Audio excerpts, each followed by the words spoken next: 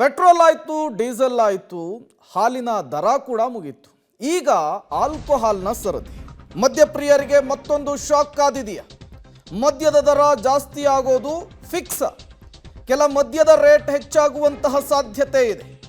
July 12ರಂದು CM ನೇತೃತ್ವದಲ್ಲಿ ಒಂದು high voltage meeting, ಮಹತ್ವದ ಮೀಟಿಂಗ್ ಇದೆ. ಅಬಕಾರಿ ಇಲಾಖೆಯ ಪ್ರತ್ಯೇಕ ಸಭೆಯನ್ನು ಕರೆದಿದ್ದಾರೆ ಸಿದ್ದರಾಮಯ್ಯನವರು. ಈ ಪ್ರತ್ಯೇಕ ಸಭೆ ತೀವ್ರ ಕುತೂಹಲಕ್ಕೆ ಕಾರಣವಾಗ್ತಾ ಇದೆ.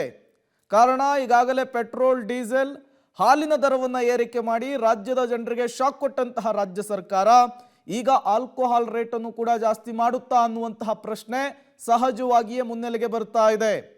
ಹಾಗಾದರೆ ಜೂನ್ 12ರಂದು ಈ ಕುರಿತಂತೆ ಸಿಎಂ ಮಹತ್ವದ ನಿರ್ಧಾರವನ್ನೇನಾದರೂ ಪ್ರಕಟಿಸ್ತಾರಾ ಅನ್ನುವಂತಹ ಪ್ರಶ್ನೆ.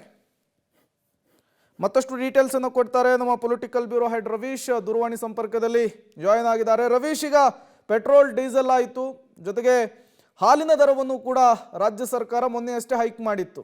ಈ ಬೆನ್ನಲ್ಲೇ ಜುಲೈ 12ನೇ ತಾರೀಕು ಅಬಕಾರಿ ಇಲಾಖೆಗೆ ಪ್ರತ್ಯೇಕ ಸಭೆಯನ್ನು ಕರೆದಿರುವಂತಹದ್ದು ಸಿಎಂ ಸಿದ್ದರಾಮಯ್ಯನವರು.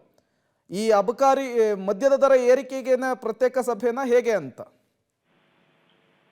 ಪ್ರಮುಖವಾಗಿರ್ತಕ್ಕಂಥದ್ದು ಮದ್ಯದ ದರ ಏರಿಕೆ ಆಗುತ್ತೋ ಇಲ್ವೋ ಅನ್ನೋದು ಶುಕ್ರವಾರ ಗೊತ್ತಾಗುತ್ತೆ. ಯಾಕೆಂದ್ರೆ ಈಗಾಗಲೇ ಕೆಲವು ಕಾರಣಗಳಿಗೋಸ್ಕರವಾಗಿ ಕೆಲವು ದರಗಳು ಕೂಡ ಏರಿಕೆ ಆಗಿದೆ. ಆದ್ರೆ ಮದ್ಯದ ವಿಚಾರದಲ್ಲಿ ಸರ್ಕಾರ ನಿಲುವನ್ನು ಕೂಡ ತಡೆದಿರಲಿಲ್ಲ.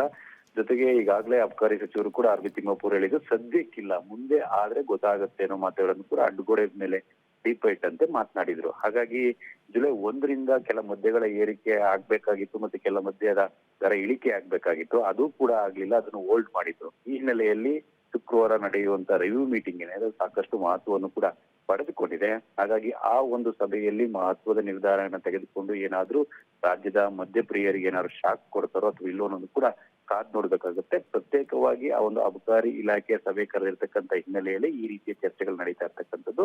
ಹಾಗಾಗಿ ಕೆಲ ಮದ್ಯದ ರೇಟ್ ಅನ್ನ ಜಾಸ್ತಿ ಮಾಡಿ ಕೆಲದನ್ನ ಕಡಿಮೆ ಮಾಡ್ತಾರೆ ಏನನ್ನು ಕೂಡ ಕಾದ್ ನೋಡ್ಬೇಕಾಗುತ್ತೆ. ಯಾಕೆಂದ್ರೆ ಈಗಾಗಲೇ ಸರ್ಕಾರ ತೆಗೆದುಕೊಂಡಂತಹ ಕ್ರಮಗಳೇನಿದೆ, ಅಂದ್ರೆ ಬೇರೆ ಬೇರೆ ರೀತಿಯ ಬೆಲೆ ಏರಿಕೆ ಕ್ರಮಗಳು, ಅದನ್ನು ಕೂಡ ನೋಡೋದಾದ್ರೆ ಈ ಮದ್ಯದ ವಿಚಾರದಲ್ಲೂ ಕೂಡ ಸಂಪನ್ಮೂಲ ಕ್ರೋಢೀಕರಣಕ್ಕಾಗಿ ರಾಜ್ಯ ಸರ್ಕಾರ ಮುಂದಾಗಬಹುದು ಏರಿಕೆಗೆ ಅನ್ನೋ ಮಾತುಗಳು ಕೇಳಿ ಬರ್ತಾ ಇದೆ. ಅದಕ್ಕೆ ಶುಕ್ರವಾರ ಉತ್ತರ ಸಿಗುತ್ತೆ. ಓಕೆ, ಥ್ಯಾಂಕ್ ಯು ರವೀಶ್ ತಮ್ಮೆಲ್ಲ ಮಾಹಿತಿಗಾಗಿ. ಬೆಲೆ ಏರಿಕೆಯ ಶಾಕ್ನಿಂದ ರಾಜ್ಯದ ಜನ ತತ್ತರಿಸಿದ್ದಾರೆ. ಈ ನಡುವೆ ಮತ್ತೊಂದು ಶಾಕ್ ಕೊಡ್ಲಿಕ್ಕೆ ರಾಜ್ಯ ಸರ್ಕಾರ ಮುಂದಾಗುತ್ತಾ ಅನ್ನುವಂತಹ ಪ್ರಶ್ನೆ.